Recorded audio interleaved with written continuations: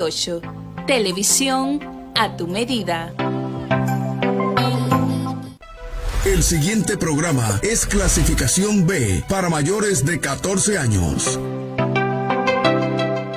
Los conceptos emitidos en el siguiente programa son de la exclusiva responsabilidad de sus productores. Telecanal 28 no se hace responsable de los mismos.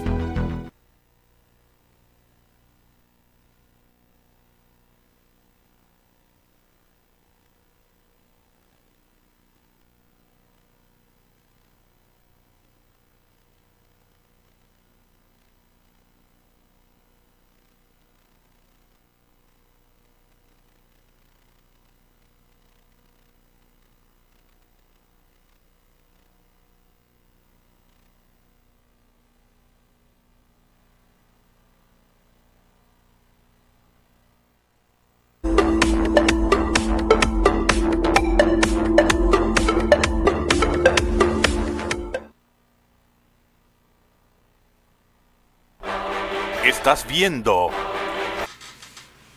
Muy buenas noches, público televidente. Inicia su espacio Jurídicamente entre Amigos. Les damos gracias a Dios por la oportunidad que nos da de accesar a sus hogares y a ustedes el favor de su atención. Hoy tenemos un programa súper interesante, pues estaremos hablando acerca del peritaje, el contraperitaje, el metaperitaje. ¿Y quién más que una persona, escritor, un profesional acabado, que es el que tuvimos la oportunidad de ir a la puesta en circulación de ese libro de apuntes, de peritajes y metaperitaje y contraperitaje? Oiga, ahí no hay desperdicio. Yo lo comencé a leer y de verdad que me he sentido como que estoy estudiando nuevamente. Señores, se trata nada más y nada menos de nuestro compañero de aquí del set, nuestro colega Domingo Martínez Mateo. Buenas noches, colega, ¿cómo estás? Buenas noches, Elizabeth. Dios te bendiga mucho. Amén. A tu familia. Amén. Bueno, nosotros hoy vamos a tener un contenido que promete de verdad muchos conocimientos. Promete que el público se va a ir adentrando a la medida que el expositor, el artífice de esta obra literaria, este libro que nos sirve tanto a nosotros hasta para consultas, va a exponer.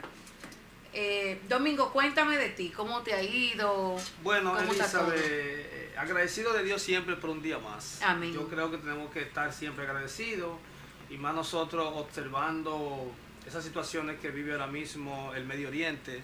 Wow. Nos estamos dando cuenta que cada día más se acerca el final. Así y tú es. sabes que Israel, lo que estamos en la fe metidos, porque tú sabes que mucha gente dicen que tienen fe, pero no están metidos, quizás no se estén congregando, quizás algunos ni siquiera se estén consagrando, pero tú sabes que Israel es el reloj profético, Elizabeth, el fin. Sí, claro. Ese reloj profético, porque tú sabes que todos esos problemas que viene acarreando esos pueblos, es desde el punto de vista, inclusive diríamos desde Ismael e Isaac, ahí comienza toda esa situación. Así es. Esos celos y esas cosas, y también las 12 tribus de Israel, que unas se fueron para el norte, otras se fueron para el sur. Las del norte comenzaron a adorar idolatría, un sinnúmero de cosas. Acá, el hombre de los Baales, Jezabel, la diosa Cera, y todo eso tiene un significado espiritual. Así todo lo que es. pasa ahora mismo en la humanidad, principalmente en el Medio Oriente, tiene un significado espiritual. Así es. Y fíjate que es tan así lo que tú señalas, que si tú te pones a ver cómo anda el mundo, realmente el fin se acerca. Claro que sí. Óyeme, cuando yo prendo la televisión, que yo veo que matan a una mujer, que una mujer que le da Bueno, una mira, estocada. el caso reciente del joven ese que hizo el audio, Sí. que dijo que un amigo lo traicionó y que ya fulana no está viva. Una muchacha, no estoy diciendo, señores, que las que no se vean muy bien tienen que estar muertas, pero esa muchacha era muy elegante. Sí, sí. Oye, esa joven era una estrella.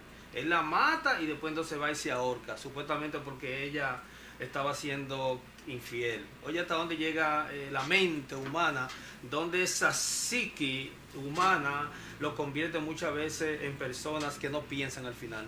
Así es. Es lamentable. Y tú realmente sabes no que pasa. también hubo otro caso, creo que fue para el Cibao, donde uno apuñaló a la esposa, a las hijas, a las hijastras, y luego él se dio un tiro. Él murió, pero ella están estables. Yo le llamo mucho a ese tipo de hecho, en el caso del hombre que se suicida, yo le llamaría un suicidio fulminante. ¿Por qué fulminante? Bueno, tú sabes que los infartos fulminantes es que lo mata ahí mismo.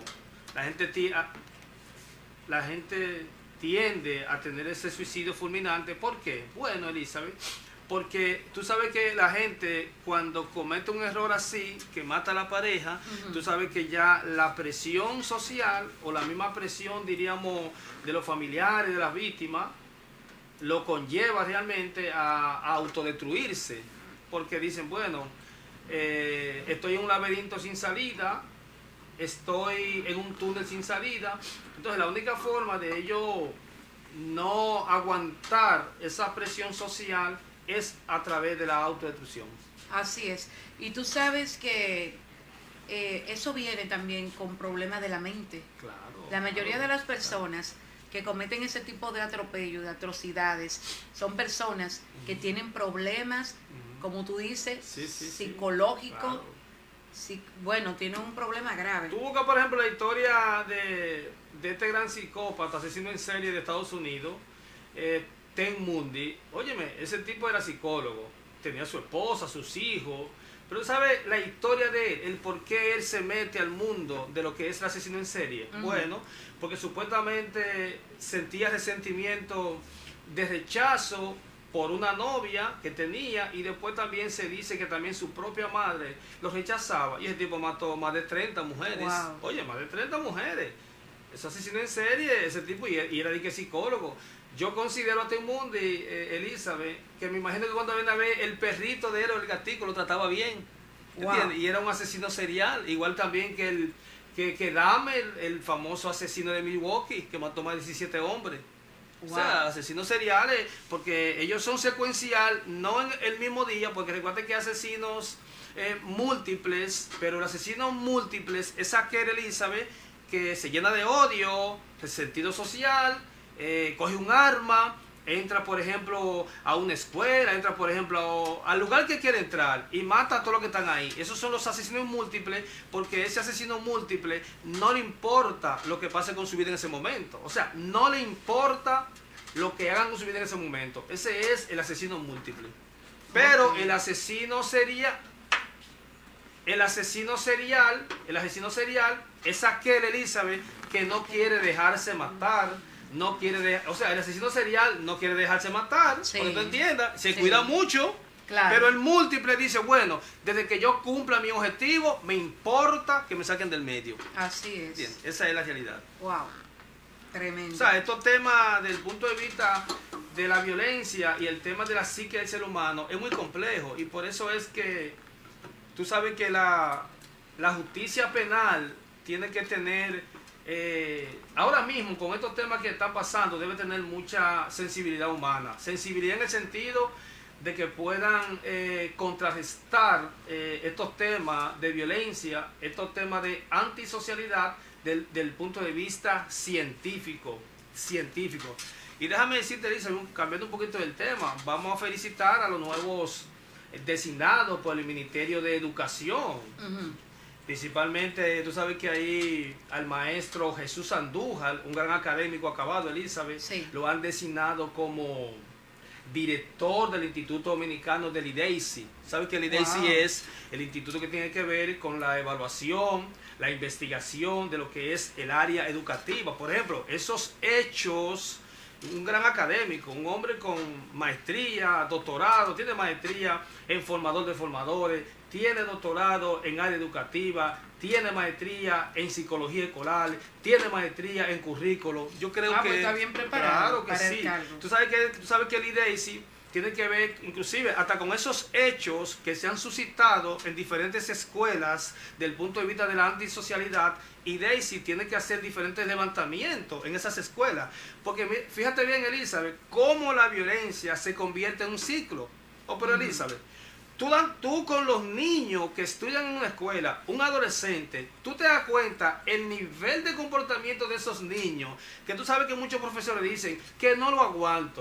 El orientador educativo también dice no lo aguanta, pero no sabiendo que es es una forma, son señales, hermana Elizabeth, de que en ese hogar donde vive ese niño, esa niña o ese adolescente, hay violencia. Así es. Óyeme, hay violencia. Un niño, una niña que tenga un comportamiento inadecuado, ¿entiendes? En un plantel educativo, tú puedes estar seguro que en ese hogar hay violencia. Porque bueno, el papá pelea con la mamá pelea con el papá, ambos pelean, pero uno de los dos no tiene en quién va a descargar esas emociones. ¿La descarga dónde? La descarga muchas veces en el niño, en el hijo. Pero entonces, ¿dónde la descarga el hijo, el niño o la niña o el adolescente? ¿Dónde la descarga? La descarga Elizabeth en el amiguito de la escuela, la descarga en el perrito, la descarga en el gatito. Inclusive maltratar a un animal por uno de esos niños, niñas o adolescentes, tú te das cuenta que son una forma de identificar de que en el hogar donde fue crecido, o sea, donde estaba creciendo, ¿entiendes? Donde estaba creciendo, hay violencia. Wow. Óyeme, Sí, para que nos demos cuenta cómo es que la violencia se va convirtiendo como en un círculo vicioso. Y la gente nada más dice, no, que esos muchachos no lo aguanto, que tienen un comportamiento inadecuado. Pero ¿por qué no le dan seguimiento desde el punto de vista de una pericia, del punto de vista hasta podría ser de trabajador social, para que se hagan levantamientos y hasta se den cuenta por qué hay tanta, por ejemplo, deserción escolar? Son temas también que... Así es así mismo como tú señalas, porque sabemos que son patrones de conducta, claro, que se repiten. Entonces, ¿son secuencial? Claro que sí. Los niños ven a papá pegándole a mamá y entonces van a la escuela a reproducir esa misma agresividad con su compañero de clase. Claro. Ya sea mujer, sea niña o niño, pero siempre son patrones de conducta que generalmente se repiten.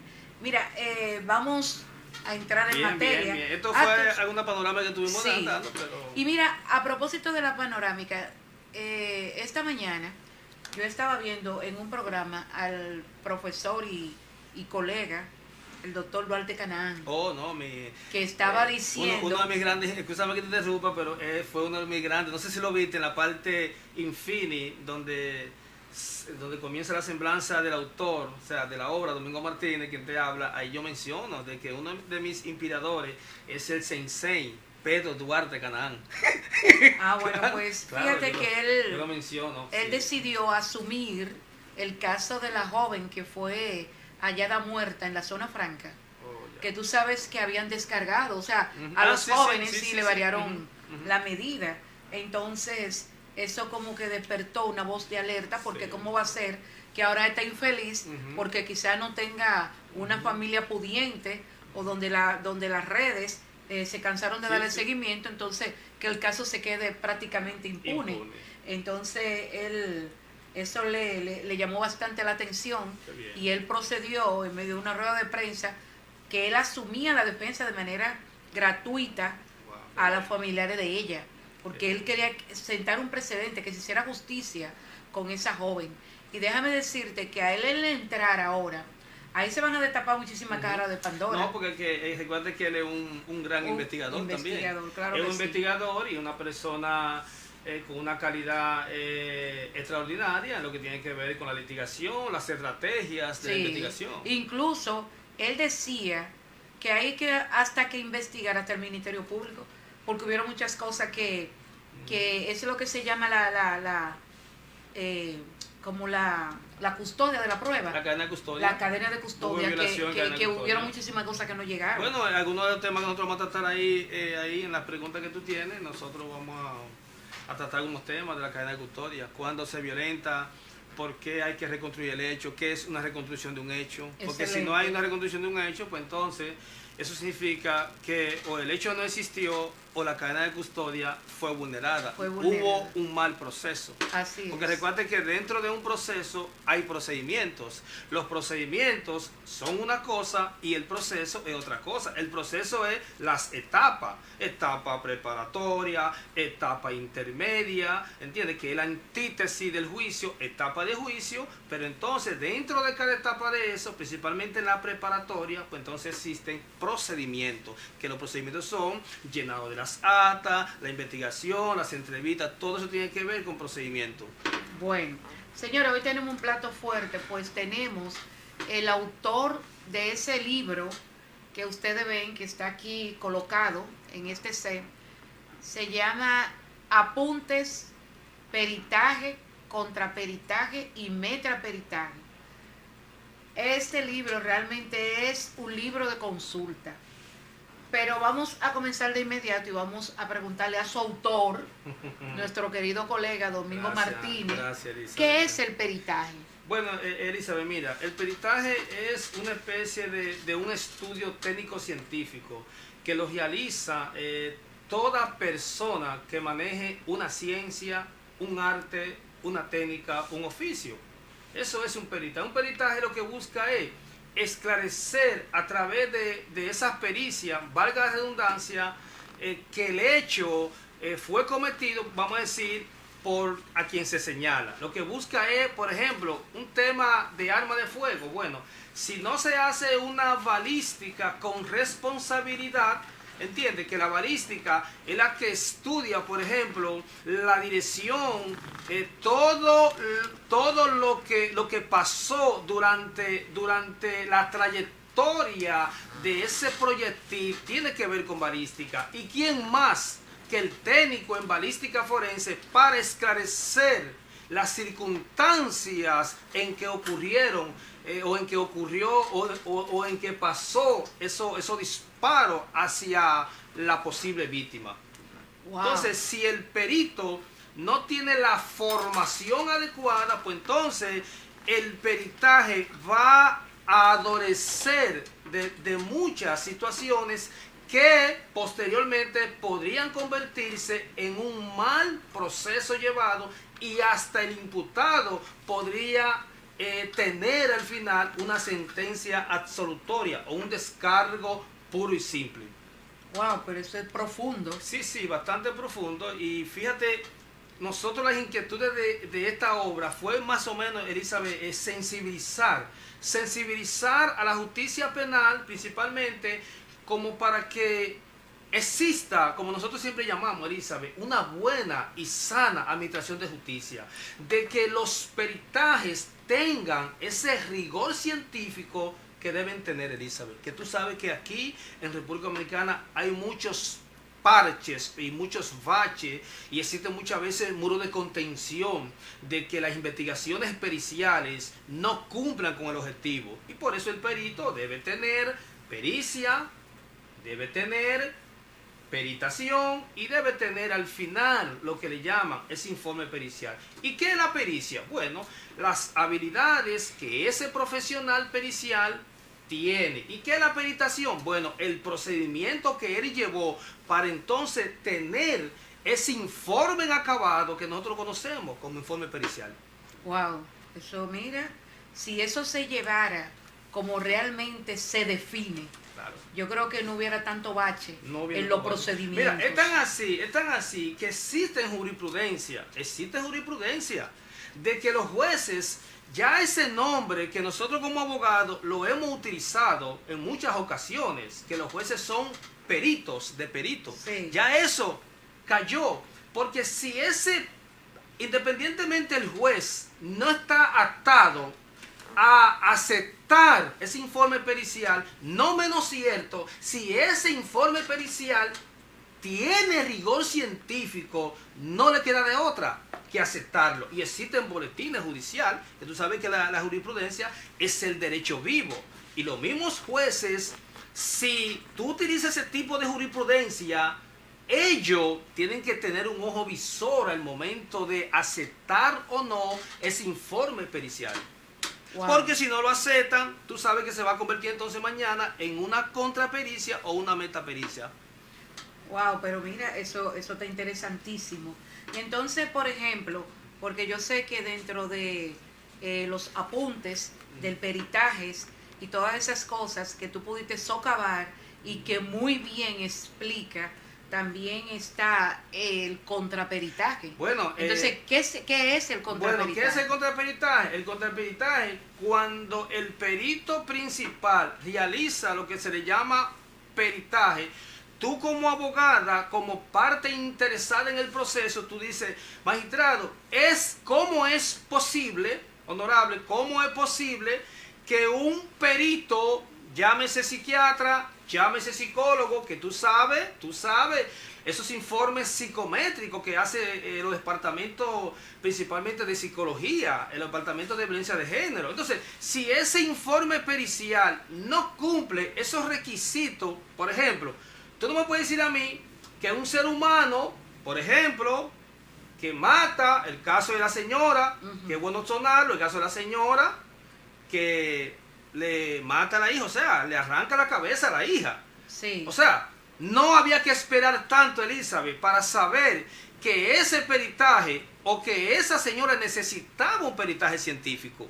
Necesitaba entonces, ¿qué va a pasar mañana? Si a esa señora, quizá por el miedo, por la parte de la objetividad, sino que el profesional utilice lo que es la subjetividad, entonces tú como profesional, si tú ves que ese peritaje anterior no cumplió ese rigor científico de ese profesional, esa validez científica de ese profesional, no se le hizo los estudios necesarios a esa señora para saber si tiene cualquier problema esquizofrénico o un problema psiquiátrico, valga la redundancia. Entonces se convierte en una contrapericia.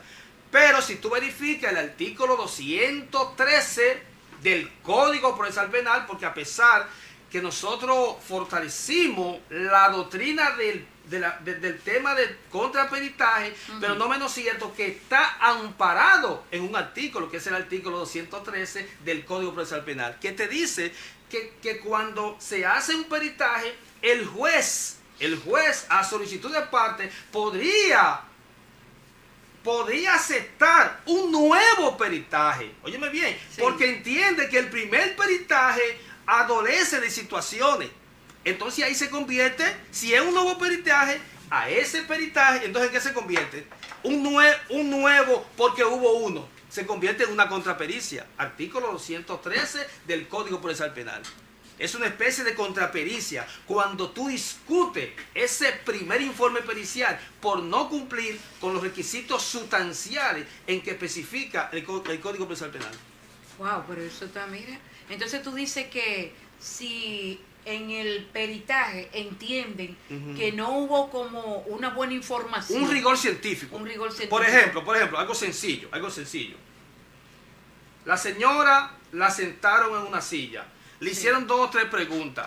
El psiquiatra no puede tomar una decisión avalado en preguntas como condición. O sea, no que sea condicionada, sino en preguntas que nada más meritan una respuesta cerrada. Es imposible porque esa señora tiene que ser sometida, por ejemplo, a estudios, si es posible, resonancia magnética, tiene que ser sometida a tomografía craneal, tiene que ser sometida a, inclusive hasta estudios hormonales para saber el problema que ella tiene hasta de salud.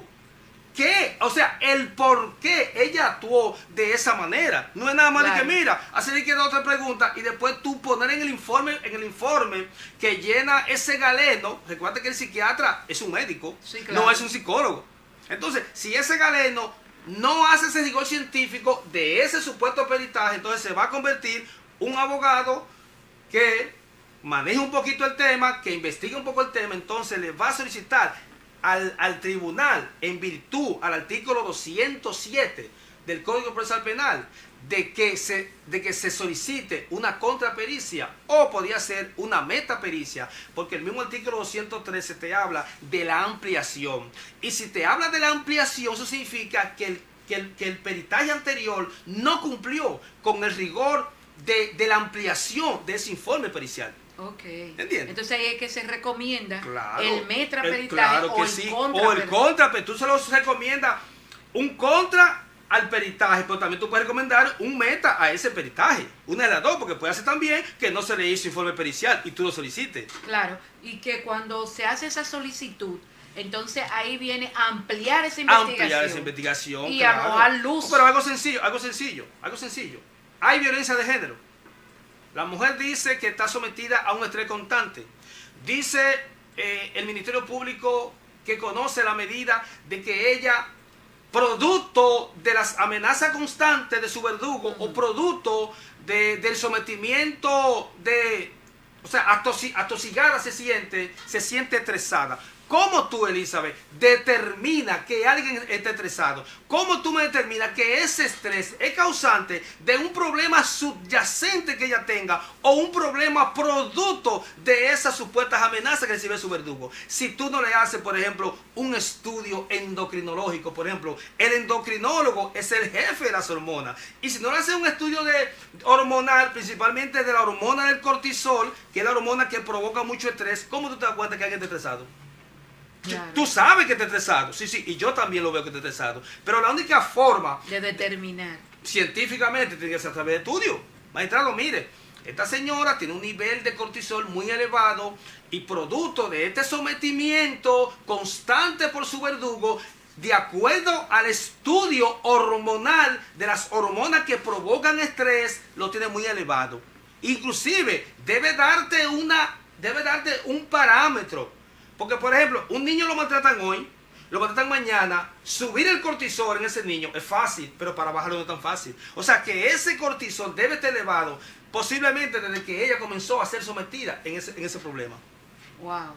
O sea, lo que estamos hablando, temas que me han dicho algunos que lo han comprado, que han obtenido la obra, que hay que sentarse un poquito a leerlo y a profundizarlo. Claro, y a releerlo. Y a releerlo, porque son temas realmente que nosotros como abogados, quizá algunos, aunque no seamos avesados en esta área, quizá algunos no van a entender la realidad de la violencia y de los temas de justicia penal, que no nos estamos avalanchando en estos temas científicos. Mira, por ejemplo, ¿dónde podría encajar el caso de Elizabeth Silverio? Tú sabes que como ella tuvo como una cadena de mitología, de que ella era una persona que mentía, una mentira tras otras, y luego fue encarcelada, que tuvo un tiempo en Najayo. Elizabeth Silverio, la que se pasó neurocientífica. la que se hizo pasar por neurocientífica. Exacto. Bueno, mira, porque tú sabes que ya a ella le dieron prisión domiciliaria, ella está en su Sí, casa, le cambiaron la medida. ella está haciendo todo, exacto, le cambiaron la medida. Bueno. Entonces, si yo solicitaría, por ejemplo, pero que yo le veo a ella muy empoderada, Sí. ella ha cambiado de una manera del cielo a la tierra. La situación, sí. Entonces, realmente aquí estamos viendo una persona también que tiene una autoestima súper elevado. Sí, súper elevado. Y también autoseguridad. Autoseguridad y también es muy inteligente, Muy porque inteligente. eso no se le puede quitar. Mira, tú sabes que el tema aquí, hay personas que tú lo ves que supuestamente quizás alguien diga que tiene problemas, y son personas súper dotadas. Lo que pasa es que todavía hay personas que no han entendido de que el nivel académico de X persona y quien lo está mirando no tiene el nivel académico para determinar que tiene, o sea, que es súper dotado. Exacto. Por ejemplo, un niño que muchas veces en lo que está escribiendo ahí, o hasta nosotros lo que estamos escribiendo, estamos pensando en otra cosa, en algo más avanzado. Quizá ese niño o esa niña, si el profesor o el maestro no se da cuenta que ese niño lo que es un superdotado, lo va a tirar de loco. Y recuerda que los grandes científicos de la humanidad a todos los tiraron de loco. Toditos, a Thomas Edison, a los mismos Shakespeare y Cervantes, a Albert Einstein, a todos esos científicos, toditos tiraron de loco. Así es. Entonces, pero es precisamente por lo que tú dices, porque no pudieron ver más allá del individuo capacitado para hacer cosas fuera de lo normal. Entonces, cuando tú, por ejemplo, hablas, por ejemplo, de peritaje biopsicosocial, cuando tú hablas, por ejemplo, de estos temas de validez científica, te van a decir, pero ven acá, ¿y esto? ¿Y con qué se come esto? Bueno, pues si tú te vas, por ejemplo, a uno de los casos que la Corte Suprema de Estados Unidos falló, ¿entiendes?, con validez científica, fue el caso de la familia Daubert. ¿Qué pasó con ese caso de la familia Daubert? Bueno, los padres de esa criatura, de ese niño, el niño nació con deformación y ellos dijeron, Elizabeth, que la deformación de su hijo fue producto de un medicamento que le daban a la madre que se llama Bendectin. Y ese medicamento, dijeron los padres, que producía un problema de deformación o que produjo un problema de deformación en el niño. ¿Y qué hace la comunidad internacional científica? Dijeron que no, que todavía no tienen validez científica de eso y que eso no puede ser acogido. Al final, tú sabes los negocios que son las farmacias, la mayoría, no hay que ser un avanzado para eso, para entender que son negocios lucrativos. Pero ¿qué pasó con la Corte Suprema de Estados Unidos, Elizabeth? Cerró la farmacia, aunque no la condenaron, pero la cerró, la farmacia de ese medicamento, quizás porque ellos inician el proceso, quizás hay una forma irregular, porque también podían iniciarlo en contra del laboratorio, pero ellos emitieron una jurisprudencia por la Corte Suprema de Estados Unidos, de que al momento de una validez pericial, ellos dijeron que tiene que estar sometido a un rigor científico y hay que ver la calidad del experto que va a hacer el informe pericial. Wow. Y los medios tecnológicos para emitir ese informe pericial. Wow. Es como que un ingeniero en software va a emitir una vulneración de un programa sin una computadora. Wow. ¿Entiendes? Claro.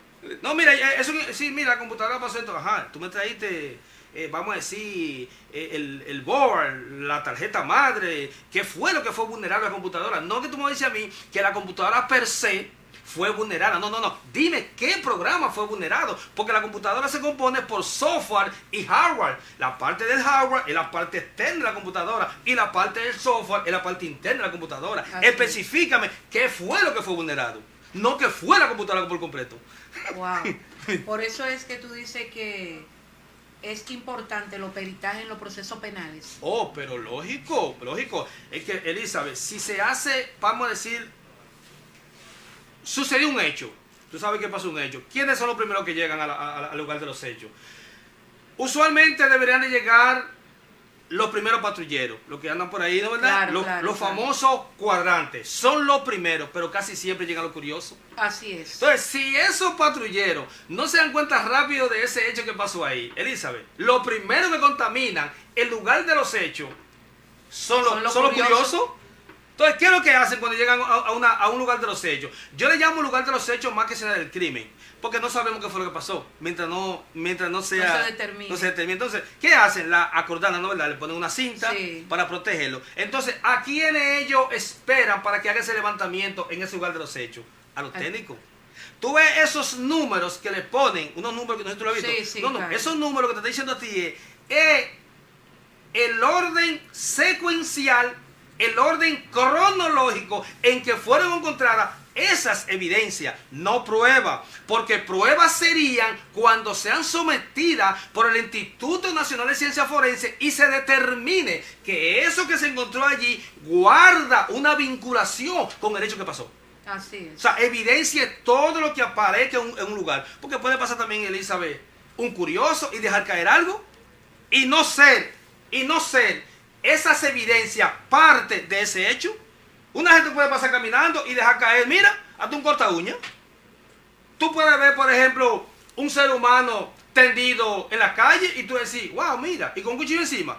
Dios mío, se mató este hombre. Pero cuando tú verificas, el hombre lo que está durmiendo borracho, tú no puedes decir que está muerto mientras haces una investigación, porque puede hacer que la sangre que él tenga sea hasta sangre de pollo. Bueno.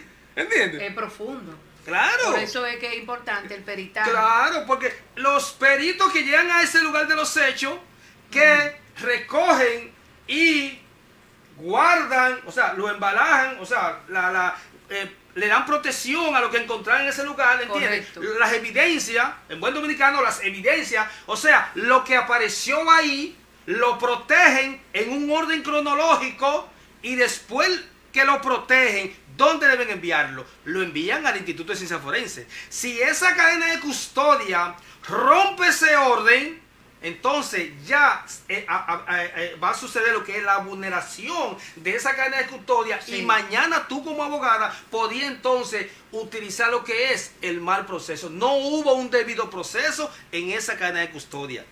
Y nosotros estamos ahí para entonces garantizar ese debido proceso en esa cadena de custodia.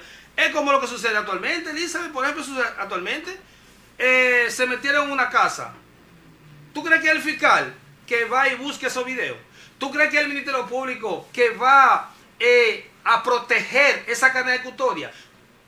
Tú sabes que no, la práctica es que ellos hacen la comunicación la mayoría, no estoy diciendo todos, la mayoría, y se le entregan hoy a quién, a la víctima, para que la víctima sea que se encargue de gestionar esos videos. Dios mío. Porque son la mayoría ministerios públicos de escritorio, no son ministerios públicos que han entendido que son los directores de la investigación, pero no te vayas lejos. A alguien lo atracan, a alguien se le meten en la casa, Elizabeth, y para poder recibir muchas veces la denuncia, le preguntan que tiene que saber el nombre de quien se metió. Wow, increíble. Elizabeth, no se reciben. Hay casos en la Fiscalía de Gapre, que está ahí en Simón Orozco, sector Invivienda, que hay víctimas que han sido objeto de atraco, de maltrato, que no saben quién es su verdugo, y los órganos investigadores, para poder recibirle en el sistema de atención a la denuncia, tienen que saberse el nombre de quien lo atracó. Wow, Dios mío, pero es increíble. Entonces, ¿dónde están esas llaves de la investigación? Claro. O sea, el qué, el quién, el cómo, el cuándo, el dónde y el por qué, que ya es un aspecto ya de la criminología, el porqué de los hechos. Entonces, está bien, él no sabe el quién, pero quien tiene, valga la redundancia, que investigar quién le hizo eso a esa víctima, son ellos como investigadores. Wow. Porque la víctima no sabe investigación. Claro que no. No, y además ese es el colmo de los colmos. El colmo. Sí. Preguntarle que cómo se llama esa víctima. Por ejemplo, un caso, porque tú a veces dirán que yo menciono mucho los casos de violencia de género. ¿Yo por qué? Los casos de violencia de género, cuando quieren una orden de arresto, ¿cómo la piden? 911. Sí. ¿Y por qué también nos piden una orden de arresto 911 contra unas víctimas que le roban, que lo atracaron, para esa persona que lo atracó, cuando la víctima se va a sentir desamparada, producto del retardo judicial, que muchas veces una orden puede durar hasta meses, puede coger entonces la justicia por su mano, puede fracasar entonces, inclusive, quien lo atraca muchas veces se anda paseando. Así es. Anda paseando, pero no lo pueden agarrar porque tú sabes, pues el asunto de que solamente alguien puede ser apresado en flagrancia o que se haya escapado de un establecimiento carcelario. Wow. Y entonces, por ejemplo, de las cosas que tú señalas en el Apuntes, que esa obra que tú escribiste que no tiene desperdicio, cuando tú hablas de la importancia de la reconstrucción del hecho. Bueno, como te hemos mencionado, algunos puntos. ¿Cómo tú? Yo te voy a hacer una pregunta. ¿Quiénes saben qué contiene el bizcocho que lleva una boda? ¿Quiénes saben lo que contiene? ¿Quién fue que pidió ese bizcocho que tenía? O sea, mira, en la repostería, yo necesito un bizcocho de esto. ¿Quién conoce el bizcocho? Lo conoce la repostería y lo conocen los novios, porque los novios, quien hizo el arreglo o el agasajo que se esté celebrando, que conocen qué debe tener ese bizcocho. Claro. ¿Tú crees que los jueces conocen el bizcocho? No. No, entonces ¿quién es que tiene que conocer el bizcocho? Lo debe conocer los órganos investigadores y el que está defendiendo a una parte en el proceso. Así Entonces, es. la única forma de reconstruir ese hecho que nosotros estuvimos hablando en el lugar de los hechos, en la escena del crimen como se le conoce, la única forma de llevarle al tribunal ese pastel y decirle, magistrado, ciertamente mi representado fue que hizo el disparo, sí, ciertamente. Pero si usted se da cuenta, el ángulo de ese disparo, de acuerdo a los videos que fueron entregados aquí como parte de los medios de prueba, el disparo que yo hice no fue el que mató a los Inciso. Sí. No, el disparo que yo hice chocó de un sitio, pero el que mató a los Inciso vino de otro ángulo. ¿Cómo tú reconstruyes ese lugar de los hechos si no es a través de medios audiovisuales y de testigos presenciales que estuvieron ahí? Elizabeth, aquí se condena a una persona a 20 años de cárcel sin una prueba balística. Wow. Aquí se condena a una persona a 20 años de cárcel con testigos supuestos presenciales falseados, inventados, porque tú sabes que la mayoría de personas que presencian un hecho, Elizabeth, principalmente de un homicidio, no van a tener, a menos que no sean familiares, el coraje de presentarse a un juicio a testiguar en contra de alguien. Entonces, si hay una mala reconstrucción fue porque hubo una mala investigación. Y si hubo una mala investigación, fue porque también hubo un mal peritaje en el aspecto de la cadena de custodia también. No hubo un resguardo con conciencia de esa cadena de custodia también. Wow, eso es, mira, todo eso va O enlazado. sea, claro, eso fue, bueno, la virtud. Yo agradezco a mi padre, al Todopoderoso, porque mira, hacer eso así, sin ánimo de vanagloriarme ni nada, hacer un orden cronológico, por ejemplo, tú ir primero con unas accesión,es o sea, con una conceptualización de lo que es el peritaje, y claro, después tú decís, bueno, ya yo conozco un poco de peritaje, ahora debo conocer un poquito de criminalística, y ya yo conozco un poco de criminalística, ahora vámonos a un poquito de la cadena de custodia, ya yo conozco un poquito de cadena de custodia, vámonos ahora a la reconstrucción. ¿Y qué está en el medio entre la reconstrucción, la cadena de custodia? Está también la ciencia forense. Entonces fíjate que la ciencia forense está en un lugar, pero la que está en el medio es la reconstrucción, y después está en la cadena de custodia. Si hay una mala cadena de custodia, va a haber una mala reconstrucción. Pero si hay una mala reconstrucción, fue porque la ciencia forense no pudieron esclarecer esos hechos que sucedieron ahí.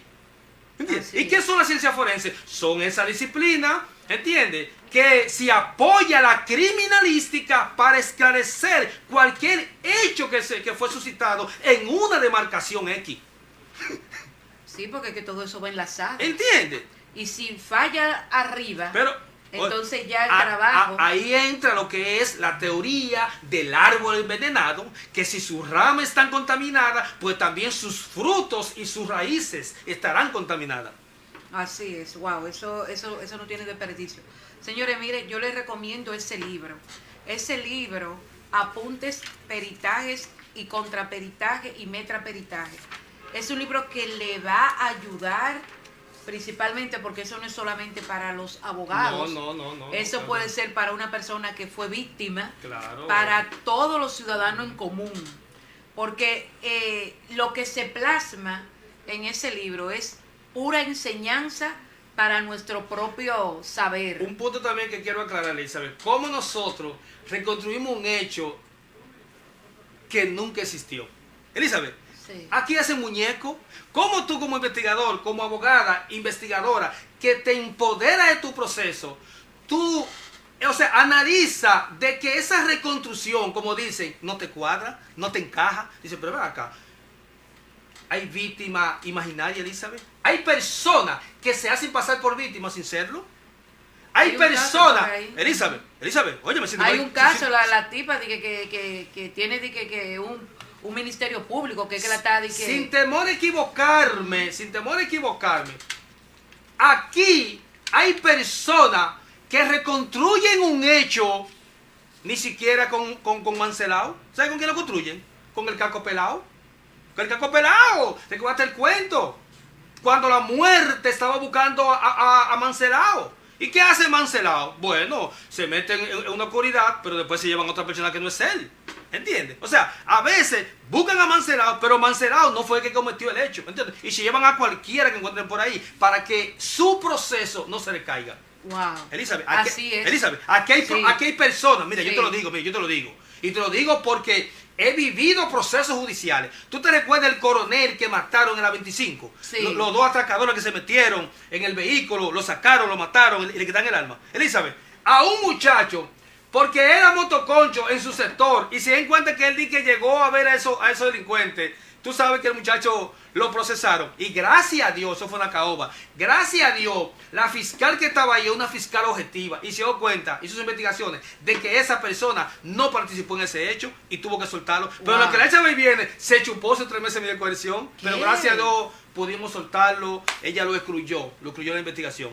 Es Oye, lo que tú acabas de decir, lo incluyó que en la se investigación. reconstruye de una vez una figura. ¿Tú te das cuenta? Sí. Para que el caso no se quede- caiga. Claro. Porque aquí tienen la costumbre los órganos investigadores de agarrar y después investigar.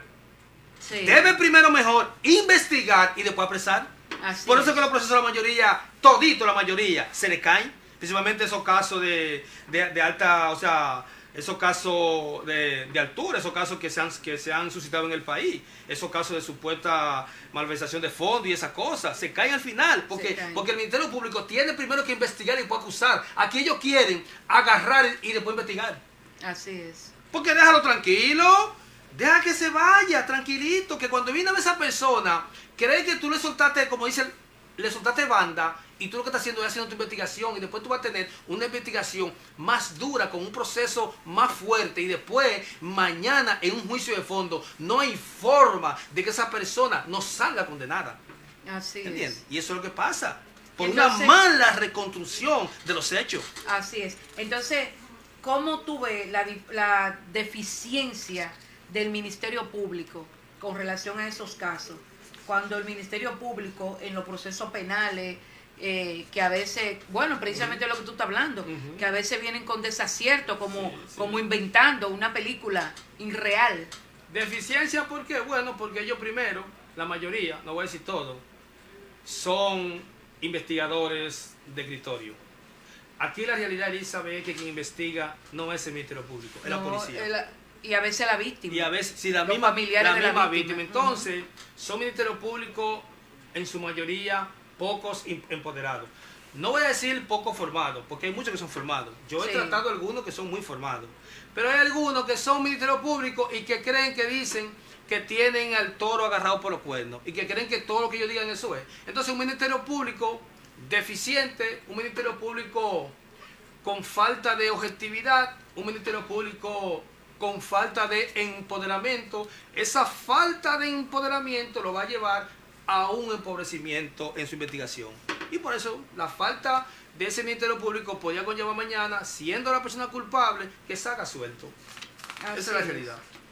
Entonces, yo sé que este libro es importantísimo, y yo sé que para los abogados, Ministerio Público, para el público en general, para el psiquiatra, para el psicólogo, para la policía, que la policía debería de prepararse, la policía, el jefe de la policía, Claro.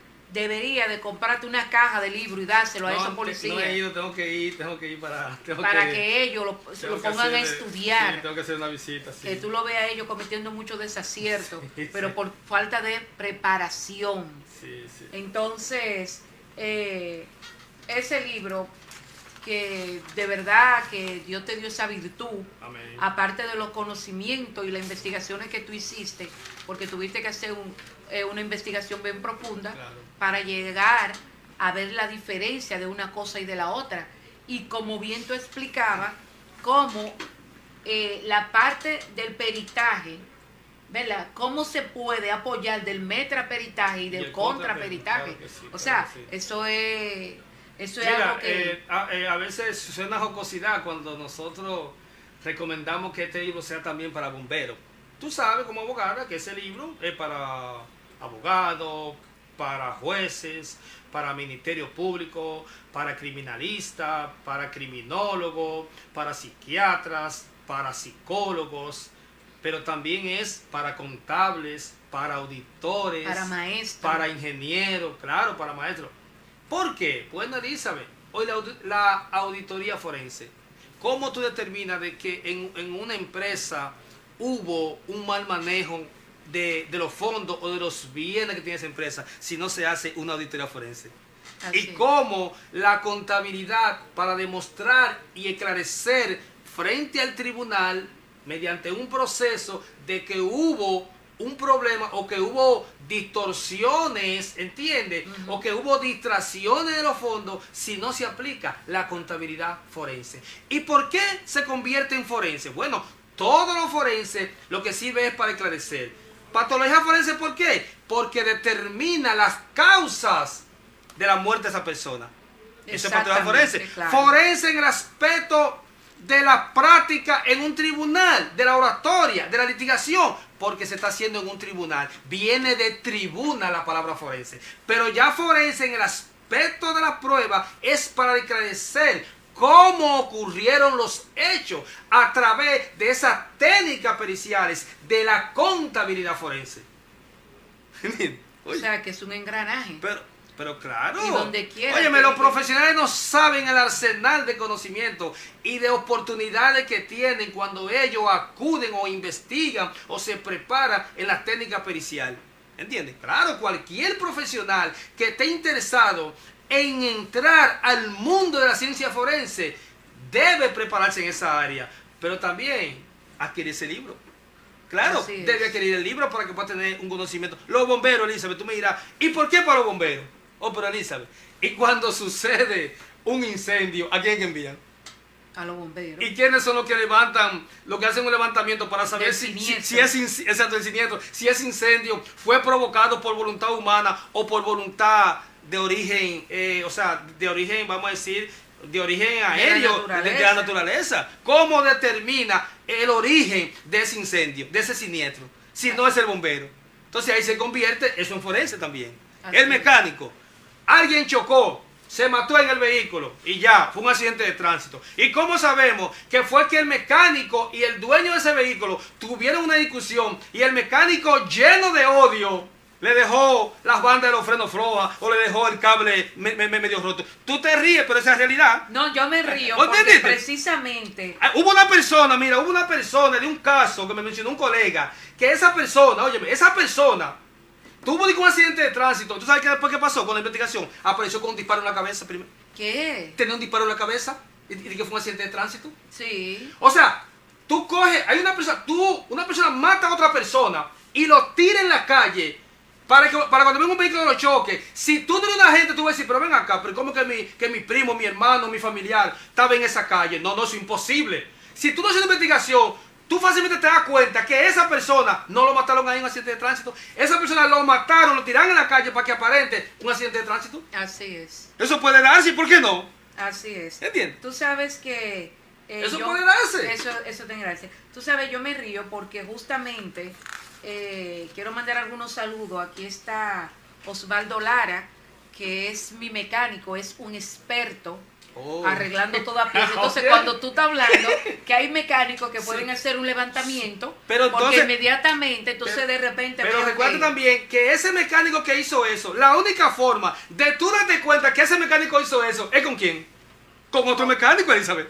Así Si tú es. no buscas un mecánico para que determine, ¿entiendes? Un experto, por ejemplo, que maneje un poquito la accidentología vial, que sepa accidente de tránsito y que diga, no, espérate, este vehículo, ese hombre lo mataron y después tiran el vehículo y diga que chocó. Diga que chocó Sí. con un poste tendido eléctrico. ¿Quién te dijo a ti que chocó con ese poste? Este tipo lo matan y aparenta un accidente. Exacto. O también ese vehículo, a propósito, le quitaron los frenos Pero Elizabeth, y después o le dicen dejaron que- algo flojo de la gasolina, el combustible, cualquier cosa puede ocurrir. La mente humana, si utilizara esa brillantez de la mente humana para hacer el bien, mira, yo lo digo como lo dice este gran investigador de México, de la metodología de la investigación, que nosotros sé que tú has leído los libros de él, que es Sampieri, Hernández Sampieri. Ah, sí. O sea, Dios nos ha concedido esa capacidad, esa habilidad para investigar. Está en nosotros, en que nosotros utilicemos esa capacidad para el bien común. Así es. ¿Entiendes? Y señores, leer ¿Qué? es lo que nos catapulta La única hacia forma. el éxito. Oye. Y es lo que nos permite Ser participar. culto para ser libre. Así es. Quiero mandar un saludo muy especial para Rafaela Escaño, mi querida amiga, colega y hermana que está viendo este espacio. Así como para la doctora Mercedes Tavera Martínez, también la prima. Sí. También un saludo muy especial para Sandy Abad, que siempre está en sintonía con nosotros. Así también un saludo muy especial para Angie Concepción. Un saludo muy especial, querida, gracias por estar en sintonía. También quiero felicitar a Julián Ledesma, quien está de fiesta de cumpleaños me lo felicita. y también está Me lo mirando el felicita. programa. Un saludo muy especial, hermano. Me lo felicita. Que sea Dios dándole mucha vida y salud para que siga disfrutando esos años que Dios le permite vivir. Por ejemplo, un tema que no te mencioné, que quizás no te mencioné, el arquitecto. Elizabeth, el arquitecto, la arquitectura forense. Hoy tú sabes los problemas de construcción que hay en este país. ¿Cómo tú te das cuenta que ese arquitecto utilizó los materiales de construcción o ese ingeniero para el diseño de esa construcción? ¿Cómo tú sabes que el diseño que él utilizó, que tú le pediste, si tú no te buscas otro arquitecto, tú te vas a dar cuenta? Así es. ¿Entiendes? Esas grietas que tiene la construcción, esas malas construcciones, se cayó la pared. Tienes que buscarte ese ingeniero de esa construcción o ese maestro constructor para que explique por qué se cayó esa pared. Estas construcciones, si el gobierno usa su ojo clínico, o sea, obras públicas, por ejemplo. Todo eso que hacen, que tienen obra, que hacen obra, por ejemplo, esa avenida de la autopista de San Isidro, que tú sabes que la tiraron 2 y 3 veces, los muros y la cosa. Eso fue dinero que se gastó ahí. Entonces, si no se hace con conciencia a través de un levantamiento de construcción, y se dice, ¿por qué tú haces todo eso? Ese gasto tú tienes que cubrirlo tú, porque tú fuiste que hiciste eso. Así a través es. de lo que es la arquitectura forense, la ingeniería forense. ¿Entiendes? Así es. Tú sabes que hemos llegado a la parte final. Realmente yo entiendo que debemos volver porque ahí están los chats. Mira, un saludo muy especial para la doctora Juani Ramos, experta en derecho migratorio. Bien. Ella dice que se corta la comunicación. Parece que estos muchachos, oye, estos muchachos están del caray. Pero Estamos en vivo. Pero nada. Entonces, un saludo muy especial a mi querida doctora. Bien. Vamos a venir con una segunda parte Bien, porque bien. yo sé que se quedaron muchas preguntas que no voy a poder leer por motivo de tiempo. Así es que ya para terminar, si quiere dejar algún... No, solamente decirle, como dice este gran criminalista, Edmund Local, del 1877, un criminalista francés. Él habla mucho del principio de intercambio. O sea, el que va a cometer un hecho, ¿entiendes? Aquí dice, es imposible que un criminal actúe especialmente la atención de una acción criminal. ¿Qué te está diciendo ahí? Que cuando tú entras a un lugar, algo deja y algo te lleve. O sea, tú puedes entrar y te llevan que sea una hebra de cabello de alguien, o te puede llevar también hasta el perfume que esa persona tuvo. O sea, que la perfección de un crimen o un delito muchas veces no lo hace, o sea, que lo deje impune. No. Esa perfección lo hace la negligencia de ese investigador que tiene ese caso. Así es. Bueno, señores, con esto concluimos por el día de hoy. No sin antes invitarle a que nos sintonicen el próximo martes, que vamos a tener nueva vez a nuestro querido compañero Domingo Martínez, el escritor de ese libro, Apuntes, Peritaje, Contraperitajes y Metraperitaje. Entonces será hasta una próxima. Bien.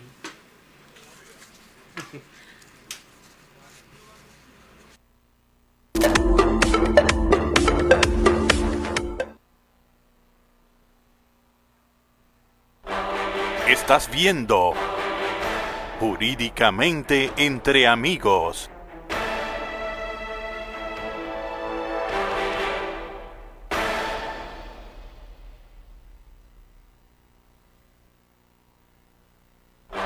Síguenos 24 horas en YouTube, Facebook e Instagram.